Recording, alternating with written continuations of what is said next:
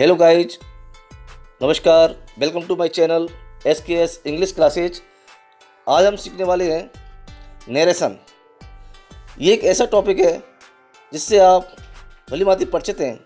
ये ग्रामर का सबसे महत्वपूर्ण टॉपिक है नरेशन, और नरेशन को हम डायरेक्ट एंड इनडायरेक्ट स्पीच भी बोल सकते हैं और रिपोर्टेड स्पीच भी।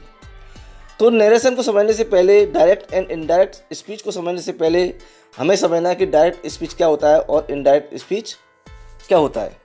देखिए, जब किसी व्यक्ति के स्टेटमेंट को उसी के शब्दों में रखना डायरेक्ट स्पीच कहलाता है। जब किसी व्यक्ति के स्टेटमेंट को उसी व्यक्ति के शब्दों में रखना डायरेक्ट स्पीच होता है, और जब किसी व्यक्ति के स्टेटमेंट को अपने शब्दों में व्यक्त करना इनडायरेक्ट स्पीच कहलाता है। पहले मैं यहाँ पर एक डायरेक्ट स्पीच का वाक्य आपके लिख रहा हूँ। देखिए, राम सेड टू मोहन, ध्यान देना है। Ram said to Mohan, comma, inverted comma, I shall help you. यहाँ पर दो वाक्य हैं। जो पहला वाक्य है जो इनवर्टेड कॉमा के बाहर है, इसे बोलते हैं रिपोर्टिंग स्पीच, और जो इनवर्टेड कॉमा के अंदर जो वाक्य है उसे बोलते हैं रिपोर्टेड स्पीच। तो रिपोर्टिंग स्पीच में जो वर्ब है सेड टू, ये कहलाती है रिपोर्टिंग वर्ब। यहाँ पर देखा है राम सब्जेक्ट है, यहाँ पर राम क्या है, सब्जेक्ट है, स्पीकर है, और मोहन है, वो लिसनर है। राम सब्जेक्ट है और मोहन है ऑब्जेक्ट।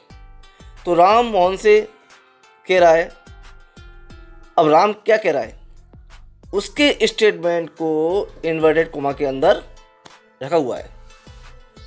तो राम का स्टेटमेंट क्या है, आई शैल हेल्प यू, मैं तुम्हारी मदद करूँगा। ये कौन कह रहा है, राम, और सुन कौन रहा है, मोहन। तो ये राम सेड टू मोहन, ये क्या है, रिपोर्टिंग स्पीच है, और इसके अंदर जो वर्ब है सेड, वो है रिपोर्टिंग वर्ब।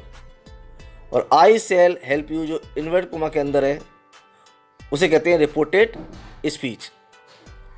और दोनों वाक्यों को मिलाकर ये होता है डायरेक्ट स्पीच। क्या होता है, डायरेक्ट स्पीच। तो रिपोर्टेड स्पीच में जिस प्रकार का भी सेंटेंस होता है उसी के अकॉर्डिंग रिपोर्टिंग वर्ब बदलती है और रिपोर्टेड स्पीच चेंज होती है।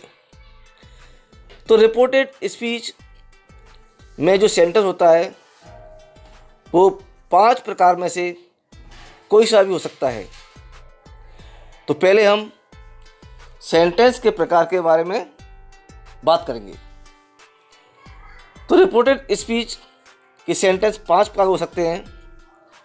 पहला है एसर्टिव, इसको बोलते हैं कथनवाचक वाक्य। एक एसर्टिव सेंटेंस अफर्मेटिव भी हो सकता है और नेगेटिव भी। और दूसरा है इंटरोगेटिव, प्रश्नवाचक वाक्य। तीसरा इम्पेरेटिव सेंटेंस, आज्ञावाचक। चौथा है ऑप्टेटिव, यानी इच्छा सूचक। और 5वां है एक्सक्लेमेटरी, यानी विस्मयबोधक। तो इस प्रकार के 5 प्रकार के वाक्य में से कोई सा भी वाक्य हो सकता है।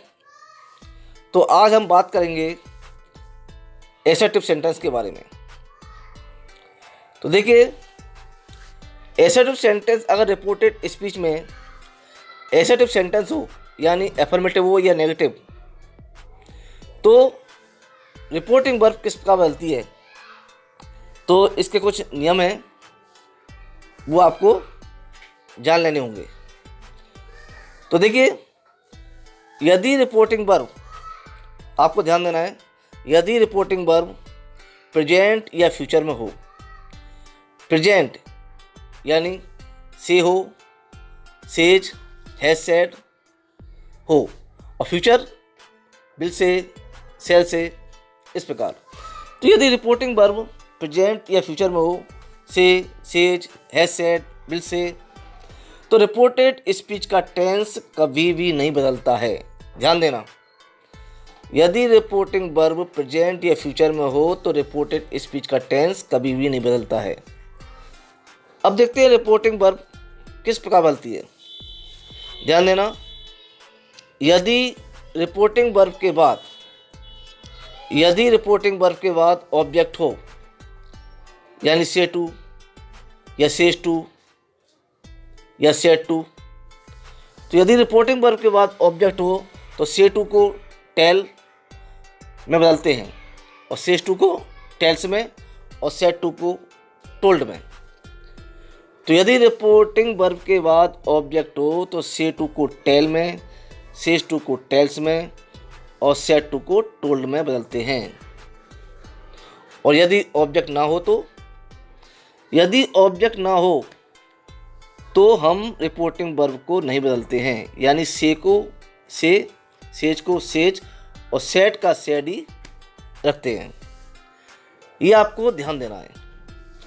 और दोनों वाक्यों को जोड़ने के लिए, यानी रिपोर्टिंग स्पीच और रिपोर्टेड स्पीच, दोनों सेंटेंस को जोड़ने के लिए कंजक्शन के रूप में दैट का प्रयोग करते हैं और कॉमा, इन्वर्टेड कॉमा को हटा देते हैं। तो दोनों वाक्यों को जोड़ने के लिए दैट का प्रयोग करते हैं। किस प्रकार डायरेक्ट स्पीच को हम बदलें, तो देखिए, he says to me, comma, inverted commas, Raj is reading. He says to me, यहाँ पर देखिए सेज टू, सेज के बाद रखा है टू, तो सेज टू को हम टेल्स में बदलेंगे। यदि इधर होता से टू तो क्या करते, टेल। यानी से और सेज के बाद में अगर टू दे रखा है, ये मेरे कहने का मतलब है से और सेज के बाद में ऑब्जेक्ट है, तो हम इस प्रकार चेंज करते हैं सेज टू को टेल्स में।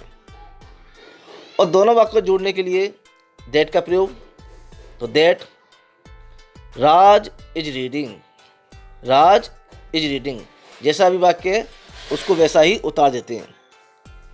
तो इसका इनडायरेक्ट स्पीच क्या बना, देखिए, he tells me that Raj is reading. अब नेक्स्ट देखते हैं, Mohan says, comma, inverted commas, she speaks the truth. तो यहाँ पर देखिए क्या दे रखा है, रिपोर्टिंग वर्ब सेज, और सेज के बाद में ऑब्जेक्ट नहीं है। ये कहने का मतलब है सेज के बाद में टू नहीं है, क्योंकि टू के बाद ही ऑब्जेक्ट आता है। तो यहाँ पर दे रखा है सेज, तो रिपोर्टिंग वर्ब को नहीं बदलेंगे। तो Mohan says that she speaks the truth, जैसा वाक्य वैसे ही हमने उतार दिया, सी स्पीक्स द ट्रुथ। तो ये बात तो मैंने आपको बताई थी कि रिपोर्टिंग वर्ब प्रेजेंट और फ्यूचर में होती है। तो हम रिपोर्टेड स्पीच जो इन्वर्टेड कॉमा के अंदर वाक्य होता है उसका टेंस कभी भी नहीं बदलते हैं, ये आपको ध्यान रखना है। अब आगे देखिए, he will say, comma, inverted comma, they tell a lie.